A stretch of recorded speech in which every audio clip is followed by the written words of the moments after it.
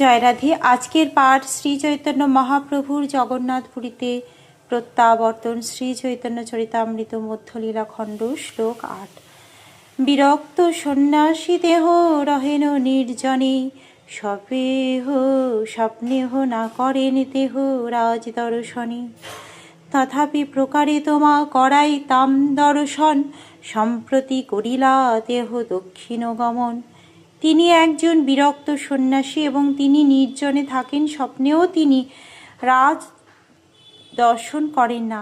তবুও কোনো প্রকারে আমি আপনার সঙ্গে তার সাক্ষাৎকার করাতাম, কিন্তু সম্প্রতি তিনি দক্ষিণ ভারতে গমন করেছেন। রাজা কহে জগন্নাথ ছাড়ি কেনে গেলা, ভট্ট কহে মহান্তের এই এক লীলা। তীর্থ পবিত্র করিতে করে তীর্থ ভ্রমণ, সেই ছলে নিস্তারয়ে সাংসারিক জন। রাজা জিজ্ঞাসা করলেন, তিনি নীলাচল ছেড়ে কেন চলে গেলেন? ভট্টাচার্য উত্তর দিলেন, মহাপুরুষদের লীলাই এইরকম, তীর্থ পবিত্র করার জন্য তার তীর্থ ভ্রমণ করেন এবং সেই ছলে জড়জগতের বন্ধনে আবদ্ধ মানুষদের উদ্ধার করেন। ভবদ্বিধা ভগবতস্তীর্থি ভূতা স্বয়ং বিভো, তীর্থি কুর্বন্তি তীর্থানি শান্তন্থেন গতার্ভৃতা। আপনার মতো ভগবতেরা নিজেরাই তীর্থস্বরূপ, তাদের পবিত্রতার জন্য ভগবান সর্বদা তাদের হৃদয়ে অবস্থান করেন এবং তাই তাঁরা পাপীগণের পাপ দ্বারা মলিন তীর্থস্থানগুলিকে পবিত্র করেন। বৈষ্ণবের এই হয় এক স্বভাব নিশ্চল, দেহ জীব নহেন, হন স্বতন্ত্র ঈশ্বর। তীর্থ পবিত্র করার জন্য তীর্থ ভ্রমণ এবং সেই ছলে জড় আবদ্ধ মানুষদের উদ্ধার করা বৈষ্ণবদের এই একটি নিশ্চল স্বভাব। প্রকৃতপক্ষে শ্রী চৈতন্য মহাপ্রভু জীব নন, তিনি স্বতন্ত্র ঈশ্বর। তবুও প্রচ্ছন্ন রূপে ভক্তাবতার হয়ে তিনি বৈষ্ণবদের মতো আচরণ করেছেন।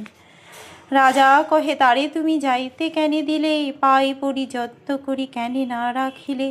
ভট্টাচার্য কহে, দেহ স্বয়ং ঈশ্বর স্বতন্ত্র, সাক্ষাৎ শ্রীকৃষ্ণ দেহ নহে পরতন্ত্র। তথাপি রাখিতে তারে বহু যত্ন কইলু, ঈশ্বরের স্বতন্ত্র ইচ্ছা রাখিতে নারিল। রাজা কহে, ভট্ট তুমি বিজ্ঞ শিরোমণি, তুমি তারে কৃষ্ণ কহ তাতে সত্য মানি। সে কথা শুনে মহারাজ প্রতাপরুদ্র বললেন, আপনি কেন তাকে যেতে দিলেন?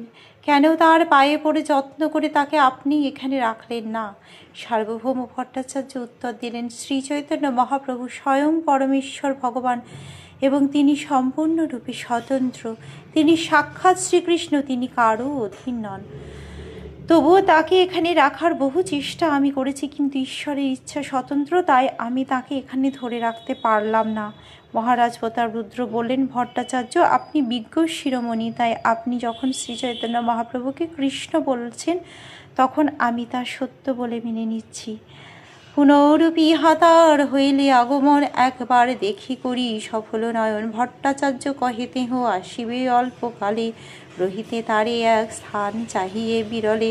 আবার যদি তিনি এখানে আসেন তাহলে একবার তাকে দর্শন করে আমি আমার নয়ন সার্থক করব। সার্বভৌম ভট্টাচার্য বললেন, তিনি কিছুদিনের মধ্যে আসবেন, তার থাকার জন্য আমি একটি নির্জন স্থান চাই। আজকের পাঠ এই অবধি। ভজ শ্রীকৃষ্ণ চৈতন্য প্রভু নিত্যানন্দ, শ্রী অদ্বৈত গদাধর শ্রীবাসাদি গৌর ভক্ত বৃন্দ। হরে কৃষ্ণ কৃষ্ণ কৃষ্ণ হরে হরে, হরে রাম রাম রাম হরে হরে। জয় রাধে জয় রাধে জয় রাধে জয় রাধে জয় রাধে।